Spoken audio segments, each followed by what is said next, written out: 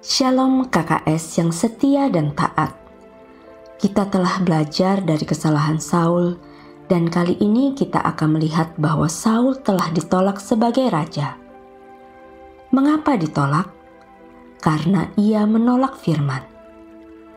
Firman Tuhan jelas, agar Israel menumpas orang Amalek baik laki-laki, perempuan, anak-anak maupun hewan-hewannya.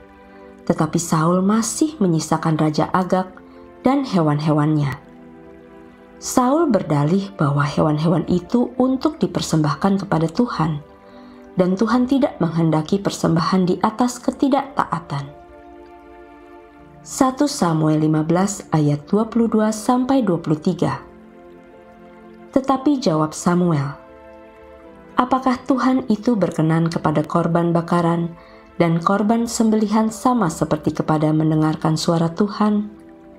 Sesungguhnya, mendengarkan lebih baik daripada korban sembelihan, memperhatikan lebih baik daripada lemak domba-domba jantan.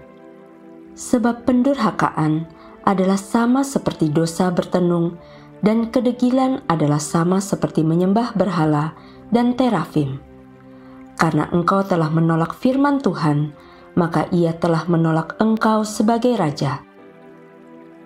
KKS, kita belajar bahwa dari sudut pandang Tuhan, Tuhan memiliki cara pandang kekekalan. Oleh sebab itu, ia memerintahkan agar Amalek ditumpas.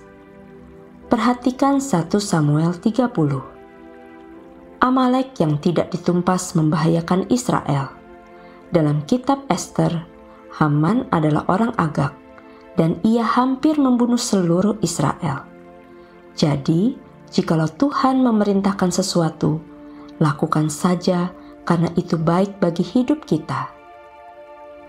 Begitu juga untuk alasan kenapa anak-anak Amalek harus ditumpas, karena saat mereka dewasa, mereka akan menyembah Allah asing. Saat kita menolak firman, ingatlah bahwa Tuhan masih memiliki stok manusia yang taat kepadanya. Mari KKS, jangan sampai kita seperti Saul yang meremehkan firman. Tuhan melihat hati yang taat. 1 Samuel 16 ayat 7. Tetapi berfirmanlah Tuhan kepada Samuel, janganlah pandang parasnya atau perawakan yang tinggi, sebab aku telah menolaknya. Bukan yang dilihat manusia yang dilihat Allah. Manusia melihat apa yang di depan mata, tetapi Tuhan melihat hati. Pada pasal 16 ini, muncullah seorang Daud yang berkenan di hati Tuhan. Dan cara Tuhan mempersiapkan Daud menjadi raja adalah dengan mengundang Daud ke istana Saul untuk memainkan kecapi saat Saul diganggu roh jahat karena Tuhan telah undur darinya. KKS, jika ada orang kerasukan setan, artinya roh Tuhan undur darinya.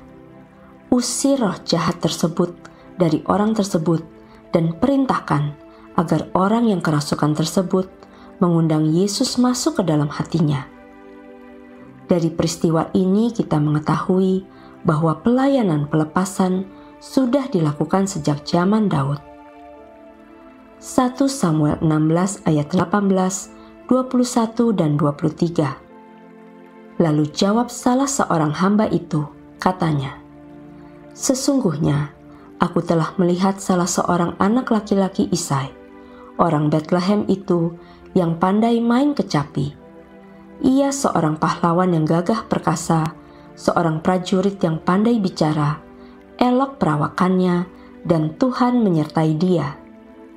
Demikianlah Daud sampai kepada Saul dan menjadi pelayannya. Saul sangat mengasihinya dan ia menjadi pembawa senjatanya. Dan setiap kali apabila roh yang daripada Allah itu hinggap pada Saul, maka Daud mengambil kecapi dan memainkannya. Saul merasa lega dan nyaman, dan roh yang jahat itu undur daripadanya. Jadi KKS, taatilah firman dan perintah Tuhan. Jika Tuhan berfirman, cukupkanlah kamu dengan gajimu. Lukas 3 ayat 14.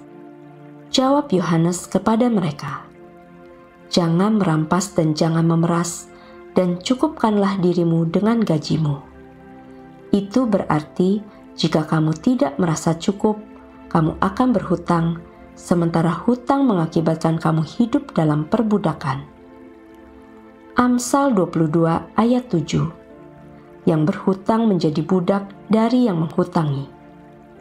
Saat Tuhan memerintahkan jangan berzina, jangan berdusta, berlaku cabul, menipu, memfitnah, dan segala kecemaran lainnya, taatilah itu agar kamu tidak jatuh di ranjang orang sakit. Wahyu 2 ayat 22. Lihatlah, aku akan melemparkan dia ke atas ranjang orang sakit, dan mereka yang berbuat zina dengan dia akan kulemparkan ke dalam kesukaran besar, jika mereka tidak bertobat dari perbuatan-perbuatan perempuan itu. 1 Korintus 6 ayat 9-10. Atau, tidak tahukah kamu bahwa orang-orang yang tidak adil tidak akan mendapat bagian dalam kerajaan Allah? Janganlah sesat. Orang cabul, penyembah berhala, orang bersinah, banci, orang pemburit, pencuri, orang kikir, pemabuk, pemfitnah, dan penipu tidak akan mendapat bagian dalam kerajaan Allah. Ketika kita menyadari bahwa kita sudah menjadi ciptaan baru, maka pemikiran kita tidak lagi digerakkan oleh persoalan boleh dan tidak boleh, melainkan apakah itu berguna bagiku atau tidak. Sebab ketika kita mengetahui firman dan melanggarnya, kita paham bahwa akan ada konsekuensi dari ketidaktaatan. Saat kita bertobat, kita diampuni. Tapi ada masa-masa saat kita berada dalam ketidaktaatan dan kita melaluinya tanpa Tuhan, kita akan banjir air mata.